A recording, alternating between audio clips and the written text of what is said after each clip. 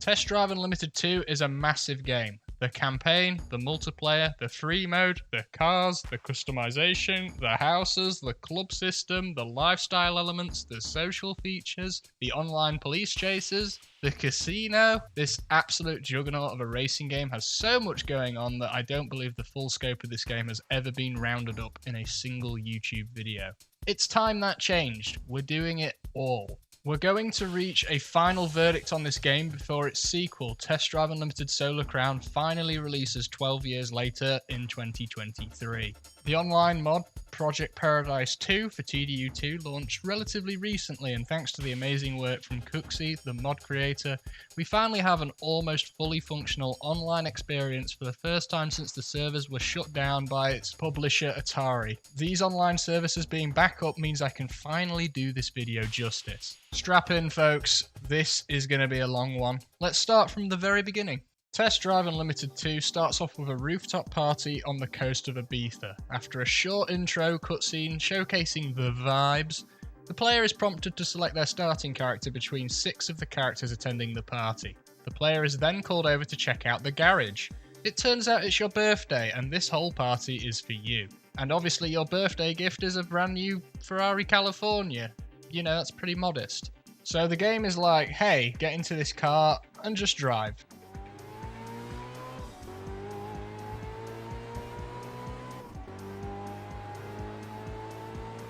You'll be aimlessly driving around for about 2 minutes before you'll be interrupted, as it turns out this entire intro sequence was a dream.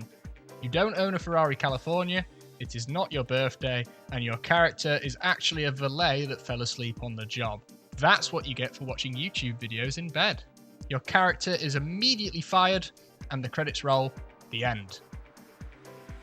Okay, fine. What actually happens is your character is fired, but there's been a dropout in the Solar Crown Racing Championship and someone urgently needs to fill it.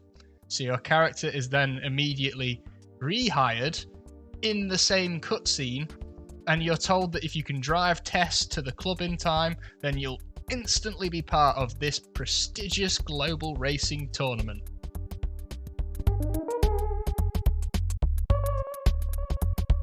It is at this precise moment where this game's narrative falls off the rails and absolutely never recovers.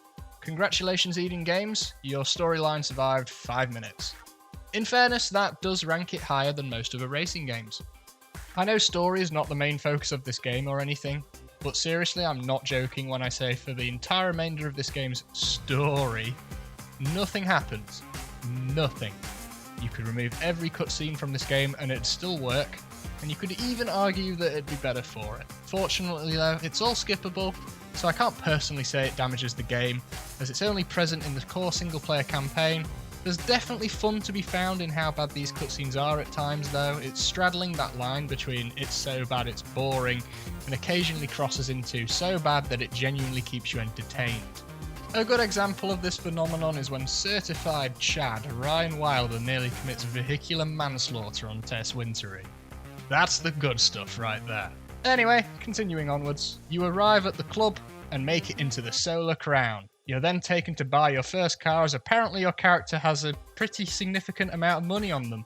You've got the choice here between a Mustang, a Lotus Esprit, and a Lancia Delta. 3 pretty desirable classic cars, so not a bad start at all.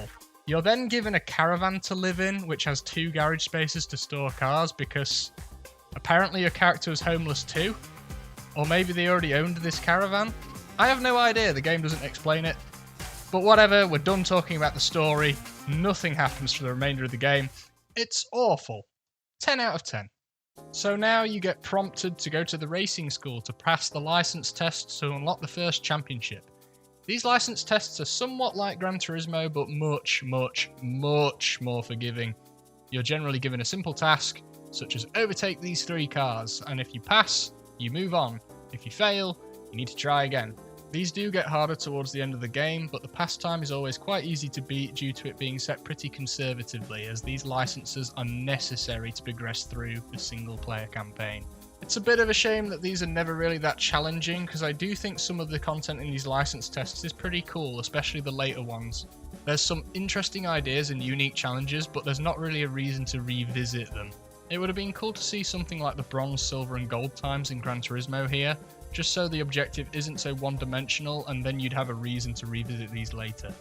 Those are my thoughts on TDU2's license tests. Before we get back to the championships, a quick tangent. I should quickly mention that some of you might have noticed that my game is not entirely vanilla. Basically, the reason for this is installing the game fresh from Steam means that you'll instantly be greeted by the TDU2 launcher saying it can't connect to any services and it'll refuse to install any updates.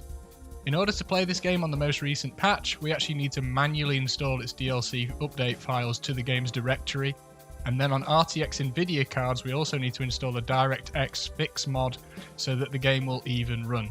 Considering that this is already technically modding, I went ahead and installed some other community mods that don't disrupt any of the original content of the game, as I want to use this video to highlight some of the great things the community has worked on top of reviewing the core game itself. So anyway, completing that first license gives you access to the C4 Championship, the first single player championship in the game. This is the only event that the game actually forces you to do before it basically opens up all the game's content and allows you to tackle whatever you want. This is a good time to talk about this game's physics and driving model, as at this point we're completing our first races, and this is about where I imagine that most players begin to realise that the driving experience is pretty terrible. The main pillars that every racing game needs in its handling model, whether it's arcade or simulation, is predictability and consistency. No matter how outlandish or realistic your physics are, if something happens that feels unexpected or unfair, the player gets mad. In TDU2, whenever you collide with a road sign or take a jump, you have no idea how the car is going to react. Will it just plow through like nothing happened? Will it cartwheel 11 times into the air? Will your car just stop dead? You have no idea, and neither does the game. Cars are also quite snappy whenever they break traction. Whether it's wheel spin or you just trying to slide, there's next to no forgiveness before the car spins on itself. Drifting, which remember is a big part of the online car community, is just straight up not possible on TDU2's default physics. If you ask most people their opinion of TDU2, one of the first things they'll criticise is the physics, and I think it pushed an absolute ton of players away from experiencing what this game has to offer beyond that, and I think that's why TDU2's fan base is quite niche. In order to have a racing game be a mainstream success, you need a satisfying and predictable handling model that makes you believe that the car that you're driving is actually behaving in the way that it's being shown on screen. If a driving model is able to suspend your disbelief and make you feel connected to every movement of the car, it's doing a good job, whether it's arcade, simulation, or anything in between. TDU2 falls short here, and it's a damn shame because I think there's a lot of people who tried this game and just could not tolerate this driving experience, and as a result didn't get to see what the rest of the package has to offer. It is worth mentioning that when you're in full control of the car, when you're not sliding or jumping or colliding with something, I actually think in these instances the handling is pretty good. The cars feel good when you have grip, the cornering speeds feel quite natural for the more grounded arcade experience that the game is going for, and I think the braking distances feel nice and intuitive. It's just a damn shame that whenever you go over the limit, this driving model falls apart so quickly. Thankfully, this is where the community steps in, as TDU2's physics are quite easy for modders to tweak, but we'll get into that in a little bit more detail later on. Let's go back to talking about progression now then. I was mentioning how the entire game opens up after winning this first championship, and how this first 30 minutes of the game is pretty much the only thing that the game forces you to do to progress. The only major thing this game locks behind direct progression is the ability to travel to the second island in Hawaii, which is unlocked after you reach level 10. Everything else, however, as long as you find the dealership where a car is sold, or the real estate agent where a house is sold, these can be bought from the very beginning provided you have enough money. You can even take the license tests to unlock and complete the championships in any order you want, and you can throw in any amount of social activities, multiplayer races, timed events and exploration activities as you want. This progression model is one of the best I've ever seen in a video game. TDU2 offers complete player agency in how you want to level up and how you want to earn your money. Your global level, which is the main thing that other players see next to your username, is the sum of 4 other levels. You have your competition level, collection level, discovery level, and social level. Competition level is primarily earned through completing the single player championships, however some additional competition level can also be earned from online races. Collection level is exactly what it says on the tin. It's earned by collecting cars, houses, furniture, clothes, and even changing your haircut or having cosmetic surgery. Discovery level is earned by uncovering the map, completing timed events, and gathering collectibles. Finally, social level is gained by interacting with other players, leveling up a club, engaging in online police chases, and other multiplayer activities. Each of these subcategories has a list of challenges for you to complete, and completing each challenge gives you a one-time payout of XP. Generally speaking, the harder or more time-consuming ones give you a bigger chunk of XP. This leveling system is excellent. It offers complete player freedom in how you want to progress in the early game, but as you reach the late game, you can no longer earn XP from the activities that you've already completed, which pushes you into exploring areas of the game that you haven't participated in. On the other hand though, this leveling system doesn't penalise you if you don't bother with it, as it doesn't lock anything major away behind a high level. You get some small perks, some small discounts or bonuses to the money you earn. You get your player banner and title, which changes as you level up, and of course the global level, which is displayed next to your player name at all times. Earning max level in TDU2 feels like a true 100%, as this leveling system makes you complete everything the game has to offer. Compare this to XP levels in other games, where a very high level normally means they just grinded the most efficient XP payout for hundreds of hours. This progression system strikes the perfect balance between making hardcore players chase everything the game has to offer, but doesn't penalise the casual player for not wanting to participate in it. The cash payouts in this game try to take a similar design path to the leveling system in that there are many different avenues to earn money. However, the execution of this isn't quite as effective. This is entirely due to poor balancing across the different cash payout sources. So for example, we have the FRIM, or the Free Ride Instant Money System, which is active whenever you're driving around in Freemode. It triggers upon near missing other cars, driving at high speeds, getting airtime and drifting, which you can't do that last one due to the crap physics. The FRIM has 10 levels, each level offering more money than the last. At each level you can bank the money you have so far or risk it to reach the next level for more money. If you crash at any point in these 10 levels, it resets to 0 and you get nothing. This is a cool system as it allows the players to passively earn money while doing whatever they want to do in Freemode. It makes Freemode feel valuable alongside races and other means of progression. Or at least it should.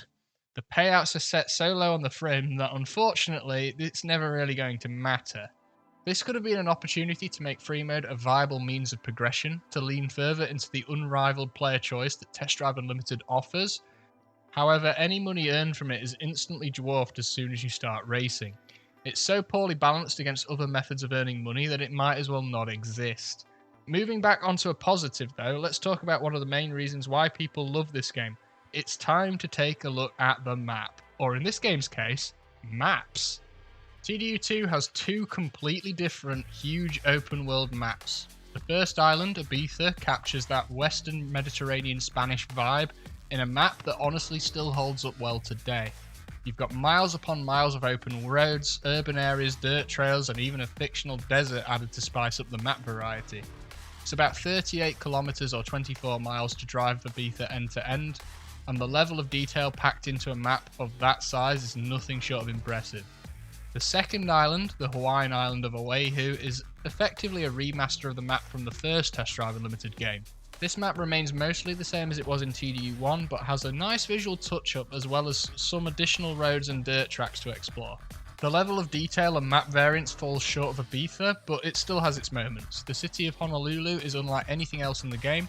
The mountains and elevation changes on roads really change things up as opposed to the much flatter Ibiza. The forests and grasslands are also a great change to the scenery, as opposed to the much drier Mediterranean scenery you've become used to. Hawaii is also huge, about 75 kilometers end to end, so going for 100% discovery on this map will keep you busy for a while. It's thanks to these two massive open worlds that TDU really has a unique identity in the open world racing genre.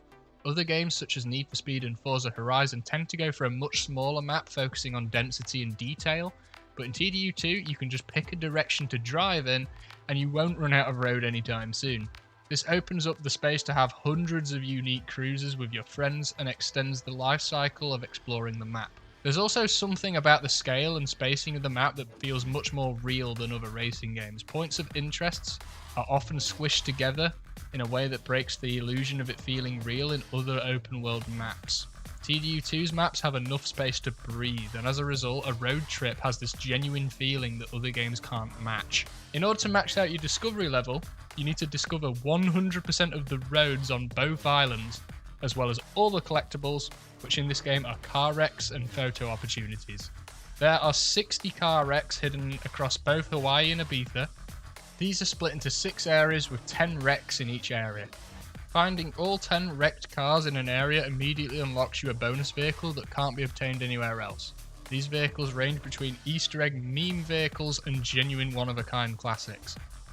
Photo opportunities, on the other hand, are picked up by visiting the photo studio building on Hawaii and Ibiza. Here you're given some hints on photos that the photographer is looking for. There are 20 of these to find on each island for 40 in total. I like these collectibles a lot. They give the player a meaningful reward for seeking them out, but they also aren't overbearing, as the player is given hints to locate these, such as the wrecked car radar that blips when you're close by, and the holographic icon that indicates a photo opportunity. There's only 100 of these in total, so going for 100% on these doesn't get too out of hand. Discovering 100% of the roads, however, is a bit more controversial. The minimap and world map will colour in a road when the player has driven over it. It will turn light blue if it's a normal asphalt road, dark blue if it's a highway, yellow if it's a dirt road, and purple if it's a racetrack.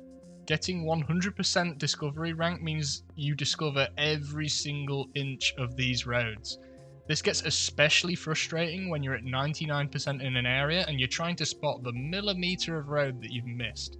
The game could have used a way to help you locate the bit of road you're missing rather than leaving you to scour each individual road fully zoomed in on the world map looking for the tiny grey bit you missed. We should talk about the different events in TDU2 now. Playing through the single player campaign, you'll be met with a few different race modes. You have your standard races, you have speed events where you earn points the faster you can drive above the target speed. You have speed trap events where you need to pass through several cameras placed around the track for the fastest average speed.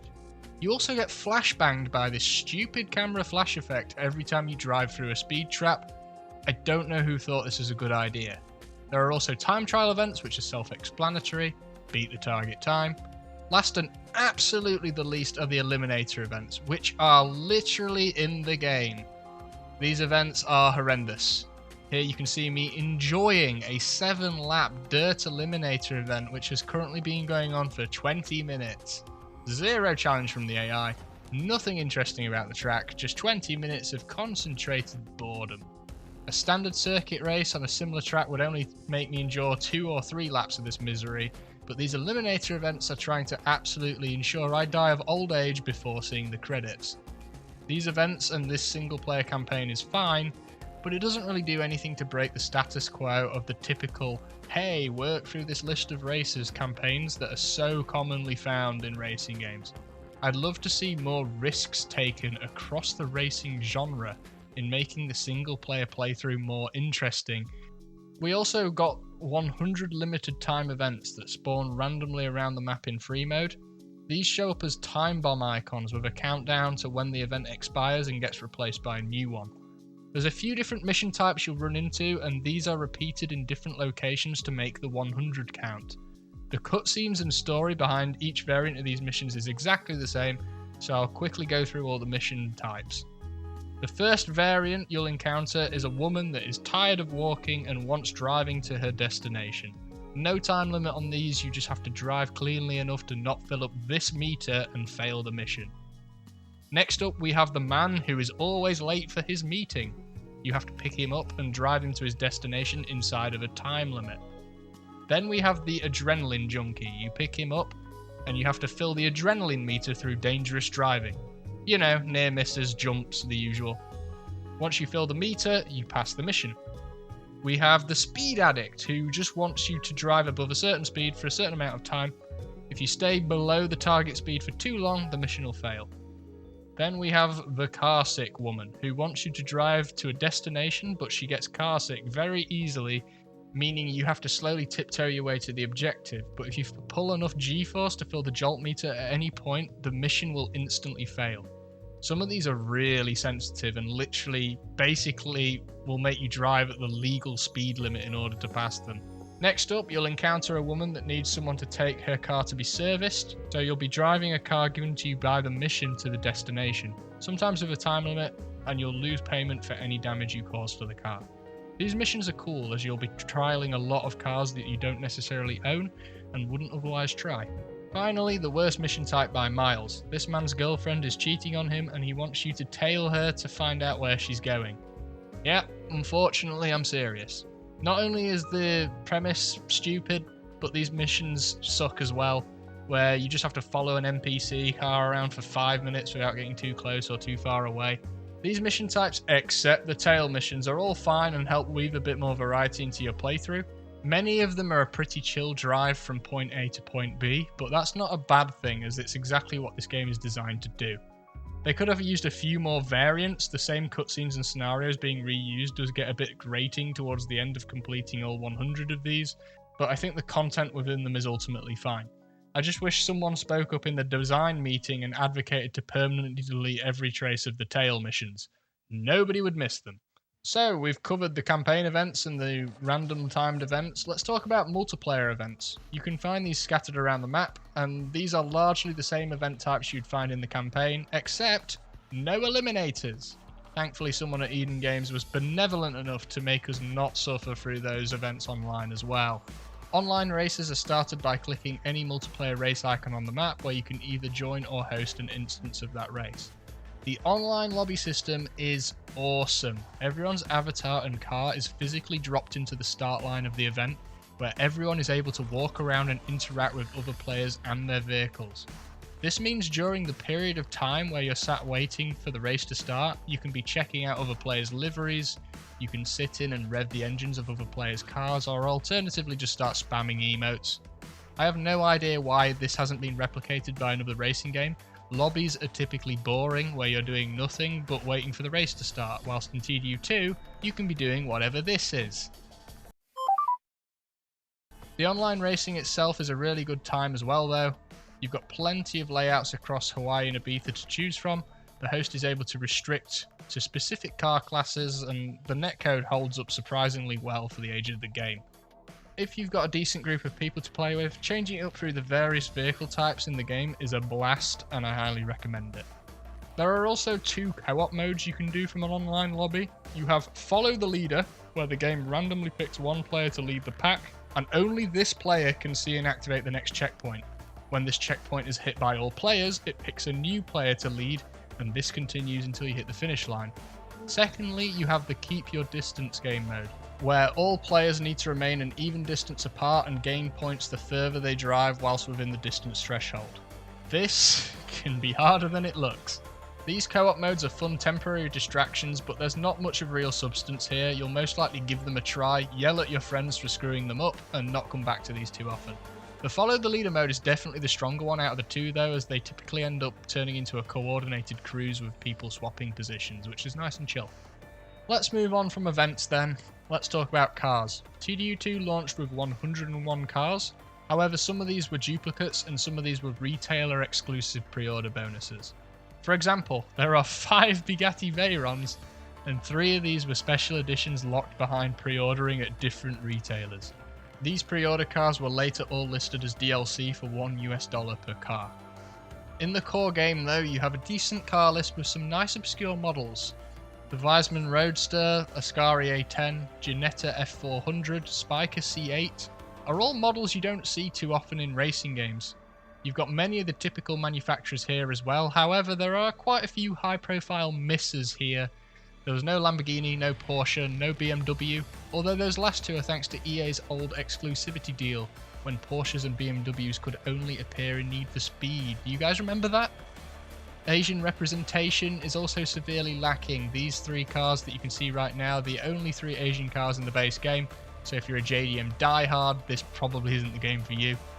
That being said, however, TDU2's most popular community mod, the unofficial patch by Zarlif, does bolster the car count a bit, adding Lamborghinis, more Japanese cars, and fixing many long-standing bugs and issues with the game, including the physics. The coolest part about the car buying experience in TDU2 is selecting your optional extras, such as if you want the more expensive option of rims or a different interior colour. You've also got all the real factory colours for cars as well.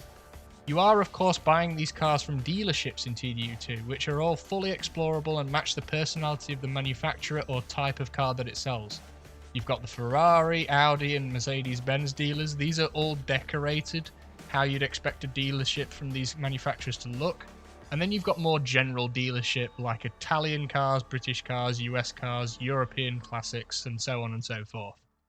The manufacturer-specific dealerships definitely have a lot more personality than the more generic ones, so I definitely would have liked to see more of those, but the 3 that we have are great. Finding a dealership whilst exploring the map that has the car you want in it and physically walking up to that car in a dealership and buying it adds so much more satisfaction to buying a car. That process is much more mundane in other racing games, and I'm really surprised no other racing game devs have tried to mimic this. That's not all though. In TDU you also need garage space to store the cars you buy and win. But how do you get more garage space? The answer is buying houses. You can buy houses at one of the real estate buildings on the map, and generally speaking, the more expensive and over the top the house is, the more garage space it comes with.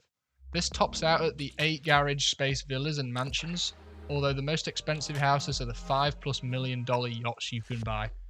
These only have 6 garage spaces, but buying a yacht isn't about the garage space. It's about sending a message to everyone about how obnoxiously rich you are. There's a lot of different interior types for the houses, and there's also interior types that are exclusive to Ibiza or Hawaii. Chances are, on your initial playthrough, the houses you're buying will have an interior you won't have seen yet, but there is a few repeat interiors to help fill the map out with enough houses. You can swap out the furniture, walls and floor in all of these houses. It's simple customization as you can't move anything around, but being able to choose these 3 things does help make your houses feel a bit more personal. A really nice touch is you can add any in-game photos you've taken to picture frames. This house customization wasn't necessary at all, but it adds yet another thing to the list that makes this game feel massively expansive. I mean, you can even check the TV to see what the weather is going to be. Also, some houses have a cat. Game of the century. There's no limit on the houses you can own except the number that physically exist on the map, so garage space, if you're collecting everything, isn't really a limiting factor. You'll have noticed that we've been walking around a lot, so you might be thinking we have character customization, and yeah, it's surprisingly in depth. You have the cosmetic surgery clinic on the map where you can change the attributes of your character's face, and there's a lot of sliders here, so you can make something unique. You've also got a randomize button which creates a horror movie villain every time you press it. This character creator is way more in-depth than it has any right to be. It literally beats out some RPGs.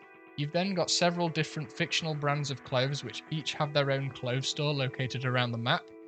The options are completely different for male and female, so I have one of each to show them off in the video.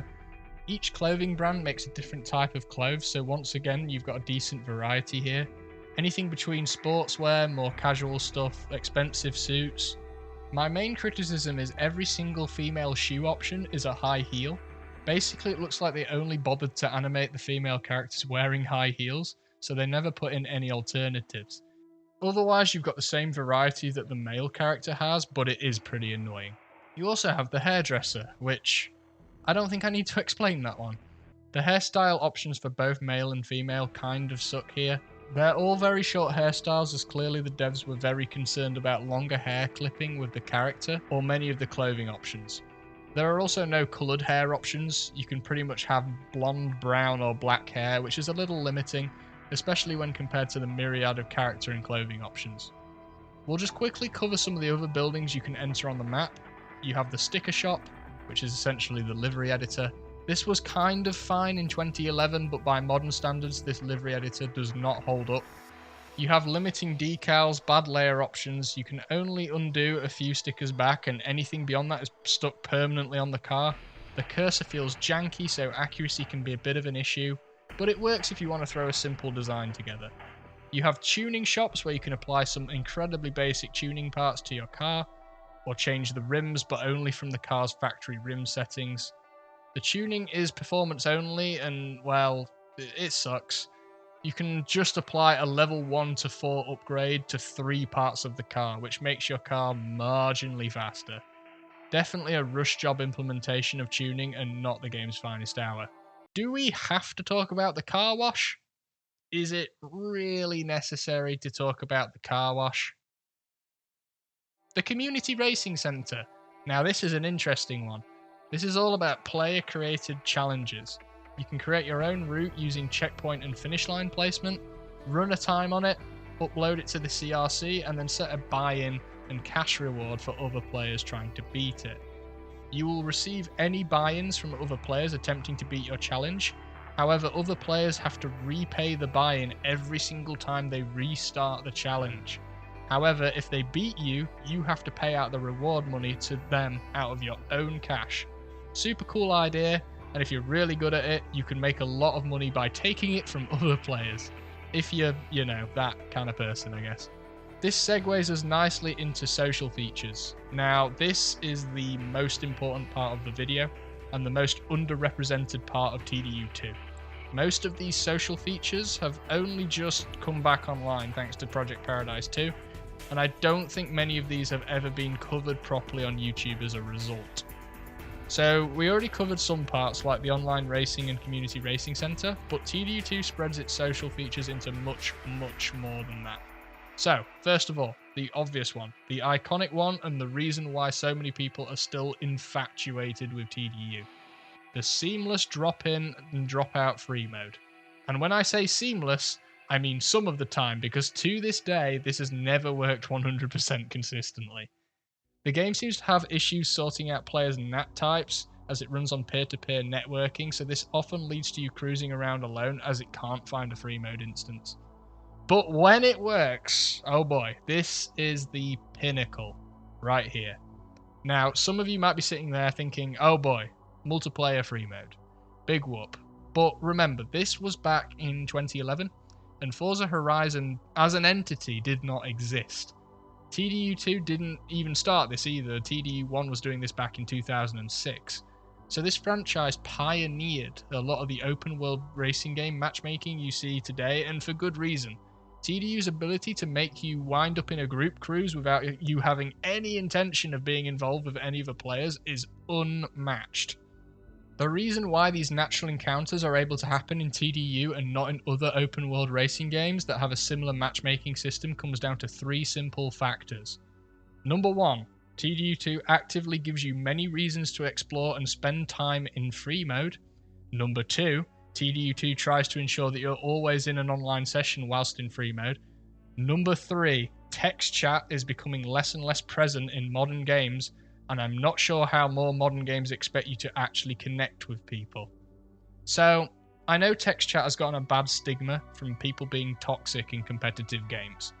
But the thing is, in TDU free mode, there's no game objective for someone to get toxic over. There's no reason to ever be angry at another player.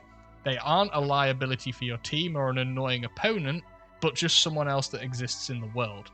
You can't really grief another player in TDU in any way. What are you going to do? Ram another player in this game with no damage? It's for that exact reason why the chat never has a reason to get toxic here, and why it's essential. Let me repeat that. It is essential to the TDU experience. There's been a trend of removing text and voice chats from AAA games recently, and I think doing that would do significantly more damage to TDU than taking it out of any other game. TDU Solar Crown devs, if you're watching this video, please, it's extremely important that this is included. Social features do not stop at free mode in TDU2. We've also got the amazing club system. You can create a club or join one. The club's creator picks a physical location on the map where the club is based out of a few preset clubhouses. This clubhouse, like anything else in the game, then becomes an interior that you can visit with your friends. However, what you'll realise is this has its own progression track separate from the rest of the game. If your club has just been created, you'll need to name it and go through some of the settings, and it'll start as a level 1 club with a small interior and not much else going on. You gain some experience for your club by racing against other players in club versus club competition, and once you have enough XP, players then have to pull together $5 million by donating money to the club's pot. This allows the club to be upgraded to level 2, the interior for the clubhouse gets updated, your club now has double the membership capacity, and now has a garage. In this garage, players can pool money together to obtain 4 exclusive club cars that can't be obtained anywhere else, and once purchased can be driven by any member of the club. In order to get the craziest of these 4 exclusive vehicles, you'll need to upgrade your club one final time to level 3, which gives you the biggest and most luxurious clubhouse, 32 player slots, and the ability to buy the Ferrari FXX and the Gumper Apollo. This is the best implementation of clubs or clans that I've ever seen in a racing game. Not only does it unite you and your friends under a common goal, but the rewards are actually worth caring about. 3 tiers of clubhouse are also completely unique based on whether your club is based in Hawaii or Ibiza, for 6 different interiors total just for clubhouses. It's clear how much effort and care went into building this system. We have online police chasers. Oh, crikey, it's the Albanian Rozzers. If a player angers an AI patrolling police car whilst in an online Freemode session, all players in the session receive a phone call from the police asking if you want to join the chase and bust them. You'll either be given a police charger or a police viper, depending on how fast the runner's car is, and you get 2.5 minutes to bring them to a stop. The cops are also armed with EMP. You can use this at a short range to completely shut down the engine of the runner for a few seconds, which gives you the window you need to actually stop them for the bust. This is really fun, as a side attraction seemingly thrown in on top of all that the game already has. It's really fun running this with friends. There's even a separate progression track for rewards in this game mode, with bronze, silver and gold rewards for each side. The gold reward for the cops actually unlocks the police Viper for you to keep in your garage and use whenever you like, while the gold reward for fugitive unlocks a special outlaw version of the Mercedes CLK. The social features roll on. You can challenge any player you encounter in Freemode to instant race on a randomly generated route, or actually invite people to ride in the passenger seat of your car through the co-driving system.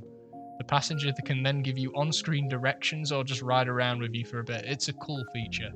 My TDU Life is your player profile, which allows you to choose what information you want to display about yourself on your online player profile. You can choose up to 7 cards to display, which can be anything between showing off your stats in certain game modes, sharing things about your personality, or even just displaying in-game photos.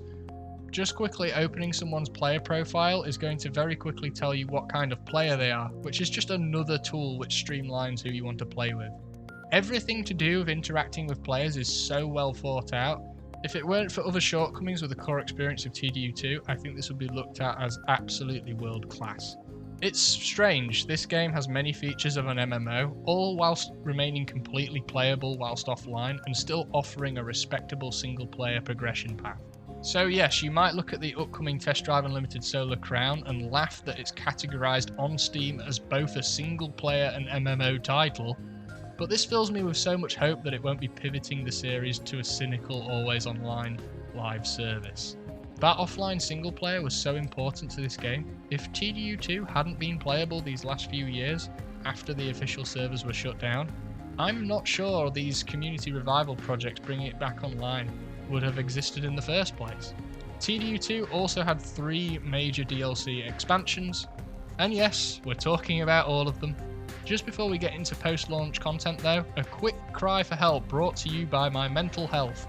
I significantly underestimated the size of this project when starting it, and it's taking literal weeks longer than expected. If you are still watching and you are enjoying yourself, please do help out the video so we can spread the good word of Test Drive Unlimited to more people who absolutely did not ask. Shilling time over, pack your bags, we're flying to the casino.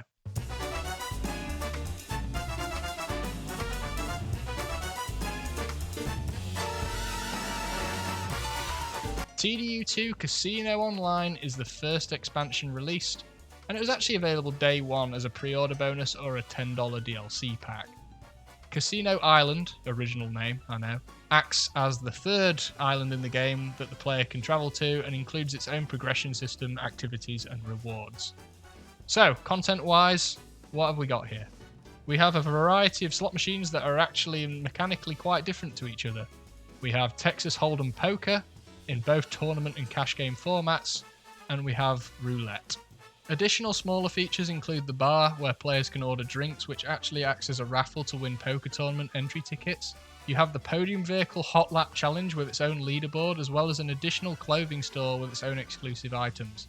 To play, you have to convert your TDU2 money into casino chips at the counter. You can trade between chips and money at the same exchange rate at any time. Now, the slot machines in here actually all do something unique. The test drive slot machine in the center of the room is the main attraction, where spinning 3 pieces of the Audi R8 immediately wins you the podium car in the main lobby. Winning this is fully animated and even has a cutscene for handing over the keys, which is fun.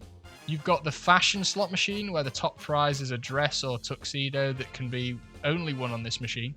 The beach slot machine is unique because it spins twice, allowing you to lock each column of the machine after the first spin and pays out after the second. The classic slot machine has a community jackpot which grows as players spin the machine, and it all goes to whoever the next person is to win the main prize. You have video poker, which is outside of the scope of this video to explain, and finally the high life machine, which allows you to turn on a silly number of lines, meaning you can win in lots of different ways. I appreciate the effort that went into making all of these creative and interesting. They're also well animated, which is important as up to 32 players can be present in this room, and you can see what everyone is up to if you look over their shoulder. Really neat touch. Now, poker and roulette I will not be covering in detail for 2 major reasons. Reason A, these games aren't in any way unique in TDU2 to how they are in real life. If you want to learn about poker, just look it up, as the experience in TDU2 is literally just that, but animated and integrated to play in the game with your pretend car money. Very similar to how the slot machines are. Reason B, while we aren't talking about it, these are 2 of the very few activities that the TDU2 community hasn't been able to get working again online. As you can imagine, these 2 games require completely separate server programming to the rest of the game. So rather than going into detail on poker and roulette, I'll just quickly talk about how they fit into the game and move on. Roulette has a bunch of challenges you can complete to gain XP. I should mention that any of the 10 global levels you earn in the casino are added onto your global level back in core TDU2. Other than that though, roulette is simply for gaining or losing money, not much else going on there. Poker serves a bit of a higher purpose. By reaching level 5 in the casino, you can enter the VIP terrace. Here there are 4 levels of a VIP poker tournament. You can win tickets to these randomly by ordering drinks at the bar, or alternatively you can just buy a level 1 ticket and work your way up naturally. Each level of tournament has its own exclusive reward, level 4 being the highest, which will actually land you the second exclusive casino car, the Spiker C8 Spider. Once again, we can't hit level 5 in the casino right now due to poker and roulette being defunct, so I can't show you any of this. But I hope I've covered how it adds to the game in enough detail. Who knows, might be worth a follow-up in the future. My overall thoughts on the casino DLC are positive. There's plenty here for $10, and the fact that everything is built from scratch and uniquely animated means that I don't think this is a cash grab. It's also completely individual to the core TDU2 experience, so if you want to completely ignore this, you can do that. I think it adds another layer of depth to the game. I can spend a few hours racing cars around, and when I get bored of that, I can retreat to the casino to play some relaxing casino games that contribute towards my progression in the same ecosystem. It's one of the things that helps make TDU2 the master of variety. Everyone plays this game exactly how they want to, and I think the casino is a critical part of enabling that. It fits the setting of the game, it gives you more levels to progress through if you're a completionist, and it's also returning in TDUSC, which means that this wasn't a spin-off, and it's going to be a staple of the TDU franchise going forward. A few months after launch, or a lot of months after launch depending on your platform, DLC 1 Exploration Pack was released for free. It came to PC first in May 2011, Xbox a bit later in August 2011, and the PS3 in November 2011. This pack added 20 more hidden wreck cars to the map, which you'd need to find to unlock 2 new vehicles. But before these 20 wrecks would even spawn, you'd need to complete each wreck's corresponding new golden timed event. These golden timed events have higher payouts than the base game's timed events, and also mostly take place in DLC cars, whether the player owned those DLCs or not, which offered a bit of a try before you buy, which is pretty cool. Finding all these new wrecked cars would land you the Lancia Stratos Rally and the 1969 Dodge Charger. The discovery level cap was also raised by 3 levels up to 18, bringing the game's overall global level cap to 73, when you add the 60 base game levels and 10 casino levels. This was a worthwhile little expansion, however the fact it took 9 months to release on the PS3 in particular really crippled TDU2's post-launch momentum. In April 2012, on all platforms this time, the final piece of TDU2 content would drop, simply titled DLC 2. This added 3 motorcycles to the game. Motorcycles were not present before this, so this was completely new, but we also got 6 new cars as well. Unlike DLC 1, this one isn't free, you simply had to buy the vehicles individually for $1 apiece. The bikes fit into the game well. They feel much heavier to steer than other arcade games, but this means they slot into the game quite nicely next to the cars. The Frim has been changed up to award wheelies and stoppies instead of drifting, as obviously that's not possible on a bike. You've also got the ability to change your outfit on bikes from a few different preset options. The bikes add some nice variety to the game whilst preserving the cars, as bikes were put into the all-new vehicle classes called the MA classes, so they're not egregious in multiplayer racing.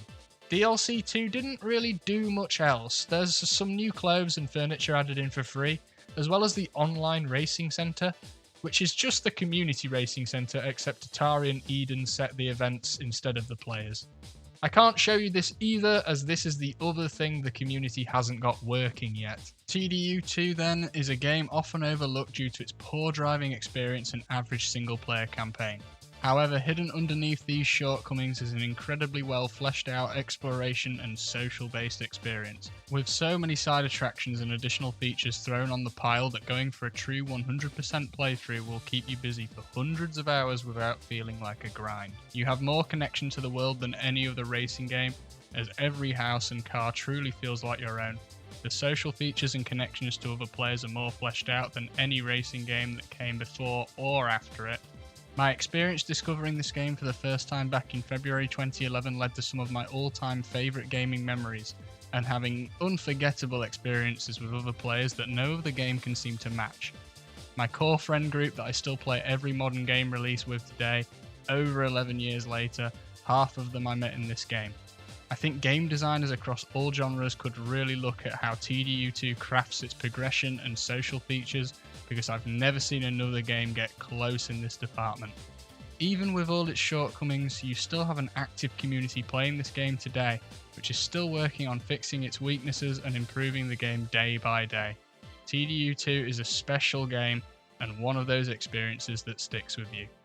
Ladies and gentlemen, this has been Test Drive Unlimited 2. Thank you so much for watching.